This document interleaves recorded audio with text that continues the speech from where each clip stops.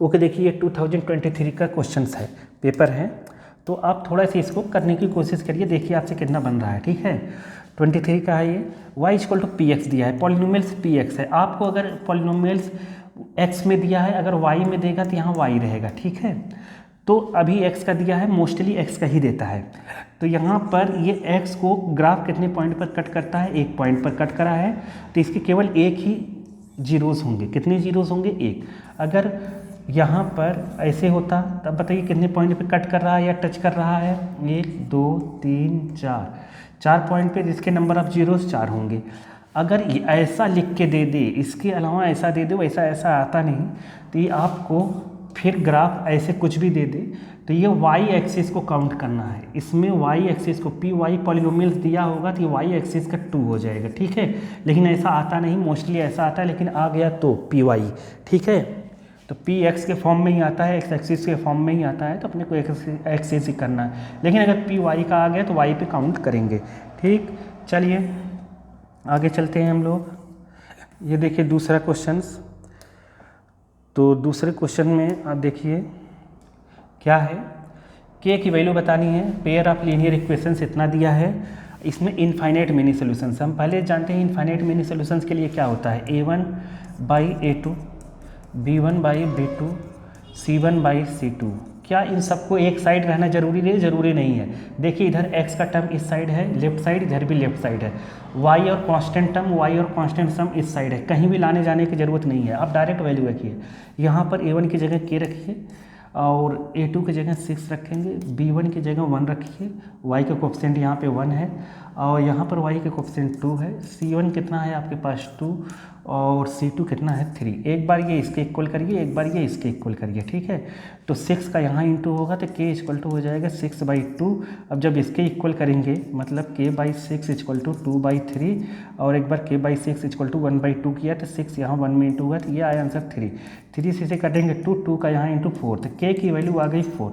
तो यहाँ k की वैल्यू 2 वैल्यू आई, एक 3 और एक कितना आया 4। तो लेकिन ये पॉसिबल नहीं है, हमेशा लीनियर इक्वेशंस में k की केवल एक ही वैल्यू आएगी, 2 वैल्यू एग्जिस्ट नहीं करती थी, इसलिए डज नॉट एग्जिस्ट। आप इस पे और इस पे टिक मत करिएगा।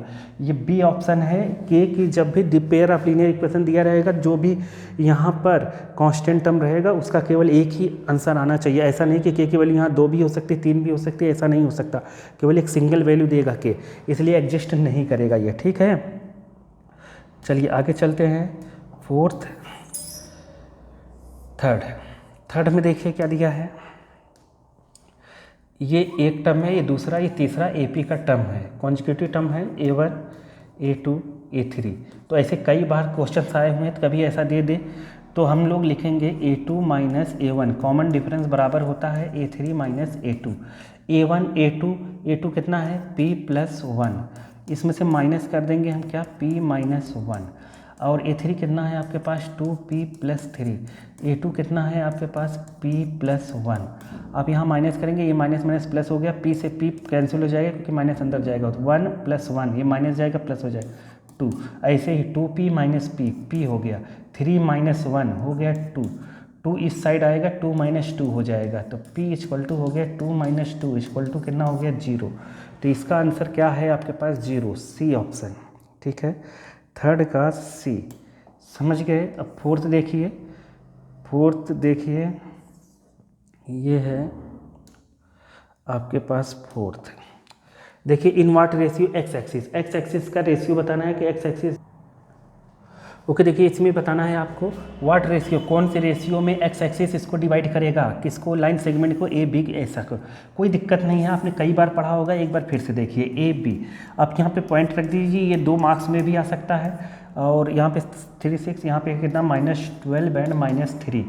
ओके, यहाँ पर एक पॉइंट ले लीजिए, वो एक्स एक्सिस पर हमेशा पॉइंट आपको पता ही होगा x0 लेते हैं, तो रेशियो में बताना है k1 लीजिए, तो क्या होता है x0 इक्वल टू, तो बहुत ईजी है ये। ठीक है, आपको क्या बताना है, देखिए बहुत ईजी है, k का इंटू आपको 12 में करना है, तो k -12, तो -12 k 1 का इंटू आपको 3 में करना है।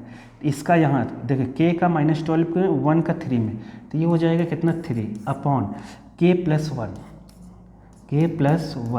अब क्या क्या करना, k का इंटू -3 में, तो -3k। अब फिर 1 का इंटू 6 में 6 और नीचे k + 1। अब आराम से आप k की वैल्यू निकाल लीजिए। यहाँ कंपेयर करिए, इसको 0 के इक्वल करिए। किसके इक्वल करिए? 0 के इक्वल।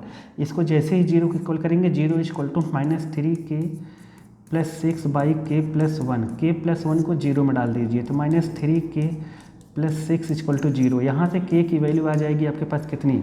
आपके पास आ जाएगा 2/1। कितना? 2/1, मतलब k/1 रेशियो बन के तैयार होगा 2/1। अगर आपको यहाँ एक्चुअली में k की वैल्यू 2 आई, समझ गए? तो रेशियो में आ गया 2/1, तो डी ऑप्शन है। अब आपको अगर यहाँ पर x का कोऑर्डिनेट पूछता है, ये कोऑर्डिनेट पूछता है, तो x = यहाँ पे कंपेयर कर देते हैं, x = ये, और यहाँ k की वैल्यू आपको 2 रखना रहता है। ये k की वैल्यू यहाँ 2 रख देते, 2 12 24 होगा, 24 से 3 माइनस कर दीजिएगा, ठीक है, तो -21, और नीचे आ जाता 2, यहाँ 3, तो -21/3, तो मतलब -7, यहाँ -7 आ जाता, ठीक है। -7, 0 ये पॉइंट हो जाता है। अगर ये पॉइंट पूछा है तो, पॉइंट तो यहाँ पर पूछा नहीं है तो कोई बात है नहीं। चलिए 5th देखते हैं हम लोग, ठीक है। ओके, देखिए 5th में आपको ये फिगर दिया हुआ है। यहाँ पर कौन सा एंगल बताना है? ABQ। तो ABQ आपको दिख ही रहा होगा, ABQ ये वाला एंगल बताना है। तो ये एंगल हमेशा इसका हाफ होता है। तो ये 90 है, तो 95 कितना हो जाएगा? 2। ये फिक्स है, ठीक है, कि यहाँ पर जब भी ऐसा सर्कल दिया रहेगा और यहाँ पे टेंजेंट यहाँ पे ड्रॉ हो, तो ये एंगल अगर A है तो ये होता है 2A, ठीक है, फिक्स है। अगर आपको ये बताना ही है कि ये कैसे होता है, तो मैं बता देता हूँ अभी। फिलहाल तो ये 95/2 का हाफ कितना होगा? ये 47, समझ गए, 47.5। तो ये ए ऑप्शन सही है। तो देखिए ये कैसे होगा, ये रेडियस है, ये इक्वल है। आप समझिए, जैसे ये सर्कल है और यहाँ पर ऐसे आए, तो ये 90 होता है, ठीक है, ये 90, और यहाँ पर है अपने पास, मान लीजिए कोई भी एंगल है ABCD। ए मान लीजिए यहाँ पर A है, तो बताइए ये 90 है, तो ये A है, तो ये कितना होगा? तो ये होगा 90 - A। तो ये इसके इक्वल है आइसोसेलेस ट्रायंगल, तो ये भी कितना होगा? 90 - A। और टोटल कितना होता है? ये मानिए x टोटल होता है 180, तो x + 90 - A + 90 - A = होता है 180। 90 को उस साइड ले जाएंगे, कैंसिल, a 2a को उस साइड ले जाइए, x = 2a, समझ गए? ऐसे हम कर सकते हैं, कोई दिक्कत है नहीं। नेक्स्ट देखते हैं हम लोग। तो इसलिए 95 का यहाँ पर हाफ होगा। ये भी क्वेश्चन हम लोग कई बार कर चुके हैं। देखिए इसमें क्या करना है, 2 tan A = 3/2। तो इसको आप tan A में बदल लीजिए, न्यूमरेटर डिनोमिनेटर को cos A से डिवाइड कर लीजिए। किससे? cos A से। यहाँ भी किससे डिवाइड कर लीजिए? cos A से। cos साइन, एक बार cos है इसके साथ, एक बार इसके साथ, sin/cos कितना होगा? tan, 4 tan A। और इसको दूसरे मेथड, शॉर्टकट मेथड से भी मैंने बताया होगा, यहाँ sin/cos tan, तो 4 tan A - 3।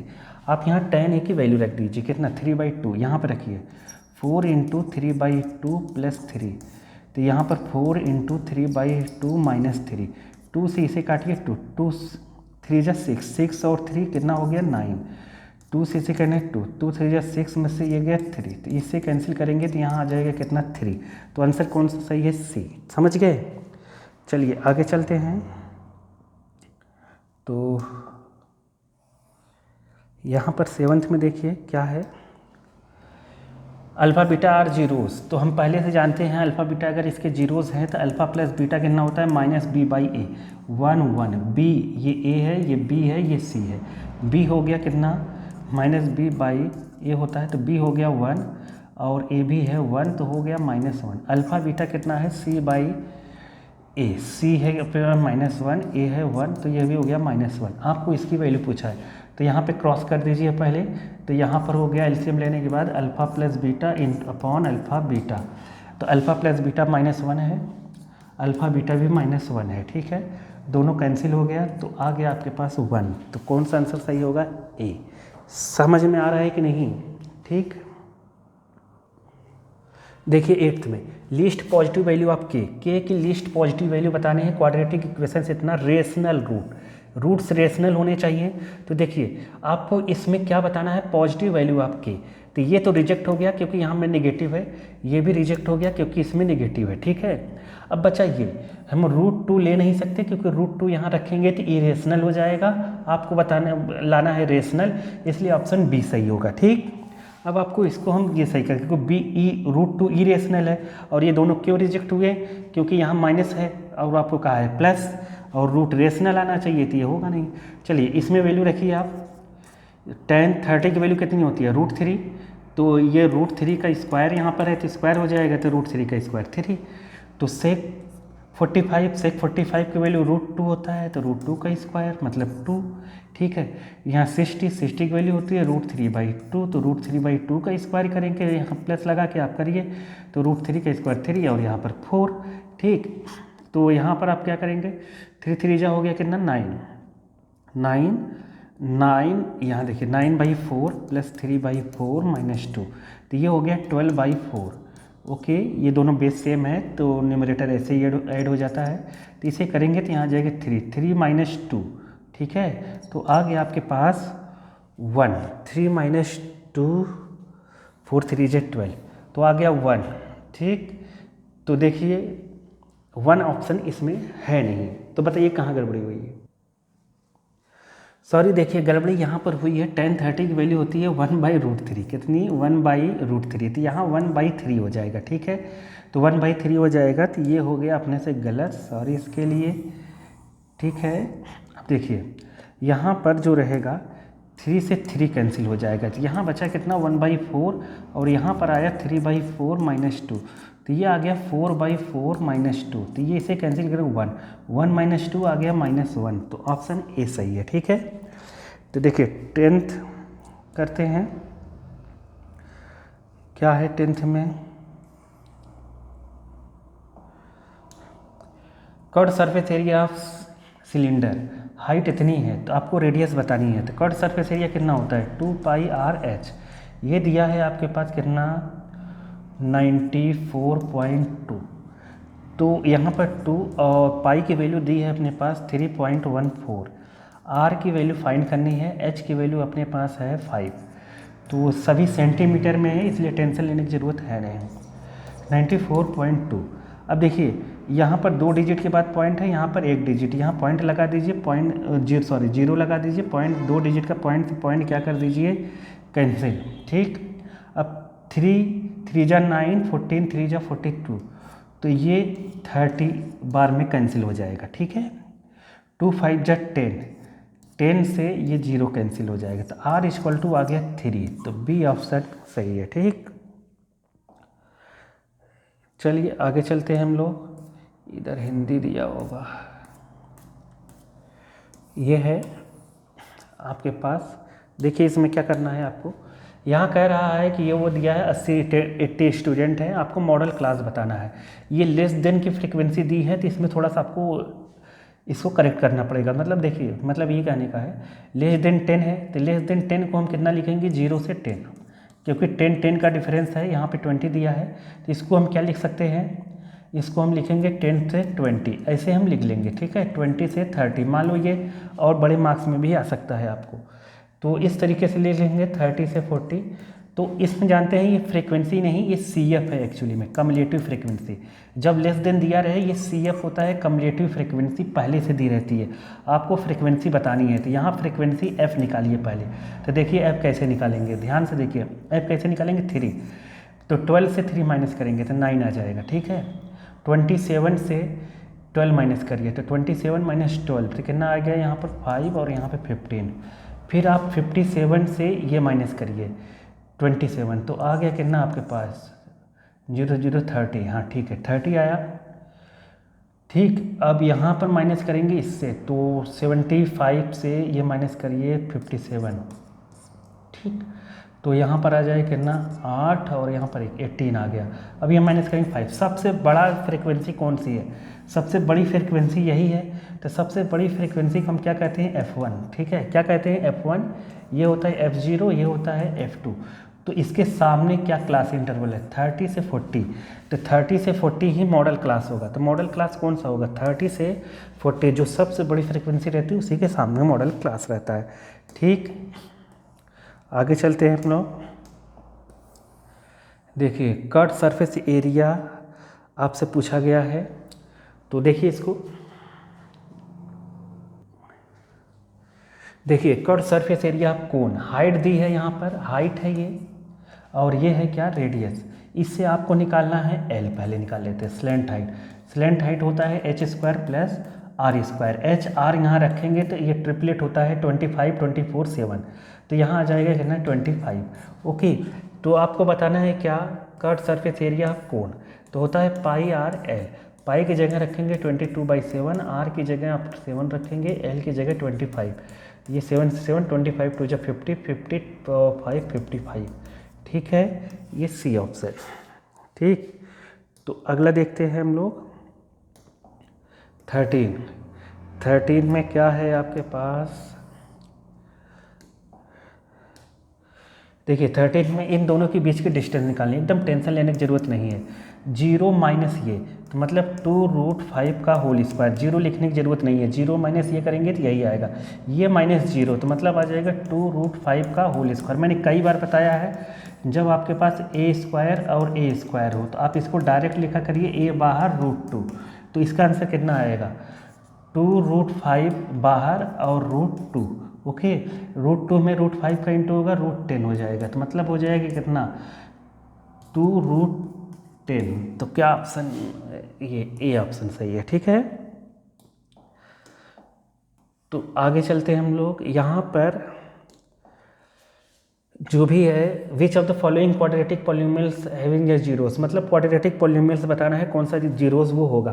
तो आपको देखने से ही पता चल जाना चाहिए, अगर नहीं पता चल पा रहा है तो कोई बात नहीं, ये अल्फा है, ये क्या है बीटा, और इक्वेशंस होता है के x square minus alpha plus beta x plus alpha beta. यहाँ के की जगह कुछ भी हो सकता है, कोई दिक्कत है नहीं। X square alpha plus beta, इन दोनों को प्लस करेंगे तो कैंसिल होकर 0 आ जाएगा, तो यहाँ 0, और अल्फा इंटू बीटा, इन दोनों को इंटू करेंगे 2 2 जा 4, 3 3 जा 9, तो यहाँ पर आ गया -4/9, तो ये हो गया एक्स स्क्वायर -4/9। 9 का एलसीएम ले लीजिए, लेना है तो हाँ 9 का एलसीएम लेंगे तो यहाँ कितना आ जाएगा 9x स्क्वायर। ठीक है, 9x स्क्वायर -4, देखिए इसमें मिल रहा है, यहाँ बाहर कोई भी कांस्टेंट हो उससे मतलब है नहीं। ठीक, तो ये डी ऑप्शन सही है। ठीक, चलिए आगे चलते हैं। क्या इसमें क्या है, इस वाले में कह रहा है वैल्यू ऑफ ऑब्जर्वेशन। ठीक है, स्टैटिक डेटा इंक्रीज बाई 3, तो जितने भी ईच ऑब्जर्वेशन, सभी ऑब्जर्वेशन को 3 इंक्रीज करते हैं, तो हमेशा याद रखिए कि मीन जो रहेगा वो भी 3 इंक्रीज हो जाता है। ठीक है, मीन भी 3 इंक्रीज हो जाता है, नहीं समझे, x1 x2 x3 ऐसे ऐसे, अगर xn है बाई n, इसका मीन है मान लो x बार, तो अगर इन सभी में हम 3 प्लस कर दें, क्या प्लस कर दें 3, या a प्लस कर दें, सभी में a प्लस करोगे तो ये मीन भी कितना हो जाएगा a प्लस, a इंक्रीज हो जाएगा। बी ऑप्शन सही है। 16 में देखिए क्या है, probability happening the event denoted by p। p किसी के होने की प्रोबेबिलिटी है, तो मतलब pe होने की प्रोबेबिलिटी p है, और नहीं होने की प्रोबेबिलिटी कितनी होती है p बार, तो नहीं होने की प्रोबेबिलिटी आपके पास कितनी दी है q, नॉट हैपन की प्रोबेबिलिटी कितनी दी है q, तो आपको पहले से पता होगा p plus p not e, not e को ऐसे e बार भी लिखते हैं, ये हमेशा 1 होता है, इसलिए p plus P Q equal to होगा 1, p plus Q equal to 1, A option सही है। ठीक है,